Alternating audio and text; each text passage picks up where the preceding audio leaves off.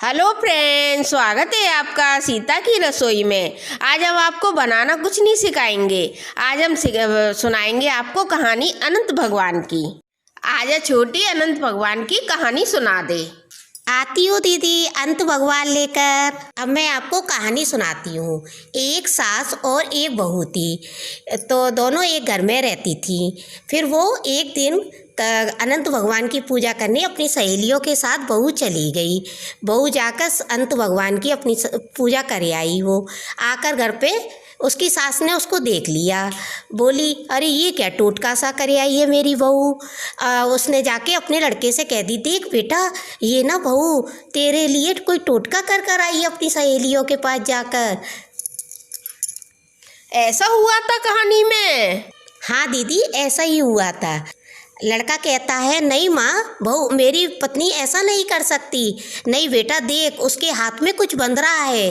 जैसे ही वो देखती है, हाथ में देखता है कि अरे ये क्या तुमने बांध रखा है, कि ये अंत भगवान है। नहीं, ये अंत भगवान नहीं है, तुमने मेरे ऊपर टोटका किया है। तो वो उसके पत्नी के हाथ में से अंत भगवान निकाल कर और चूल्हे में डाल देती है।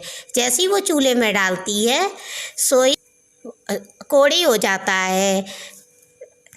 उसकी पत्नी कहती है, आप डरो नहीं, अंत भगवान कभी किसी का बुरा नहीं करते।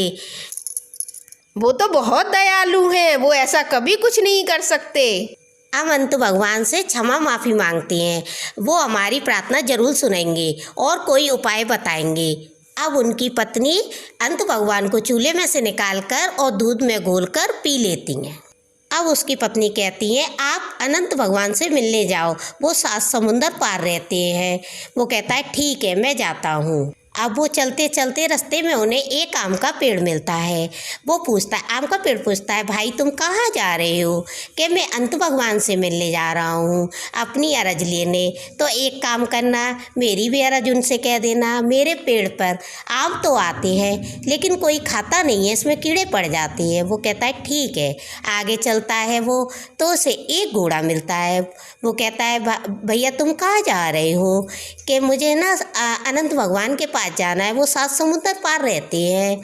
तो मेरी भी एक अरज कह देना। क्या कहनी है भाई? कि मैं घोड़ा हूँ, मेरी कोई सवारी नहीं करता। वो थोड़ा आगे चलकर पहुंचता है तो उसे गंगा जमुना मिलती हैं। गंगा जमुना में ये कहती हैं, भाई तुम कहाँ जा रहे हो? कि मैं समुद्र पार जा रहा हूँ अनंत भगवान के पास। कि हमारी भी कह देना, हमारी भी प्रार्थना भगवान से कह देना। क्या कहना है तुम्हारा? कि हम गंगा जमुना मैया, लेकिन हम मिलते नहीं हैं। ठीक है, मैं कह दूँगा। वो आगे चलते हैं, आगे पहुँचते तो उन्हें अनंत भगवान मिलते हैं। वो अनंत भगवान से माफ़ी क्षमा कहते हैं कि भगवान मैंने बहुत गलतियाँ की हैं, अब मैं नहीं करूँगा, मुझे माफ़ कर दो।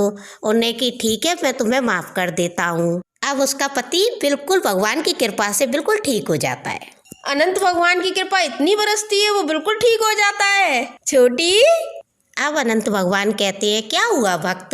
कि मुझे रास्ते में 3 जने मिले थे। कि क्या कह रहे थे वो? पहले गंगा जमुना मिलती है, वो कहती हैं कि मैं हमारा पानी हम मिलते नहीं हैं।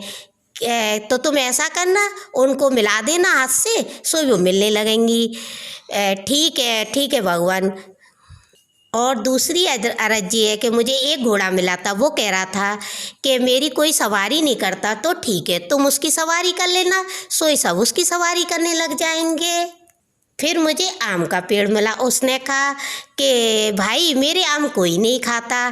तो ठीक है, तुम उसके आम लेना और खा लेना, सो सब उसके आम खाने लग जाएंगे। अब वो घर के लिए लौटता है, उसे गंगा जमुना मिलती हैं तो वो उसे मिला देता है, सोई वो मिल जाती हैं। फिर उसको घोड़ा मिलता है तो वो उसकी सवारी कर लेता है, तो सब उसकी सवारी करने लगते हैं। फिर आम का पेड़ मिलता है तो वो आम खा लेता है, तो सब आम खाने लगते हैं। फिर वो अपने घर पर पहुंच जाता है। आओ माँ, देखो पत्नी, मैं अनंत भगवान की कृपा से बिल्कुल ठीक हो गया।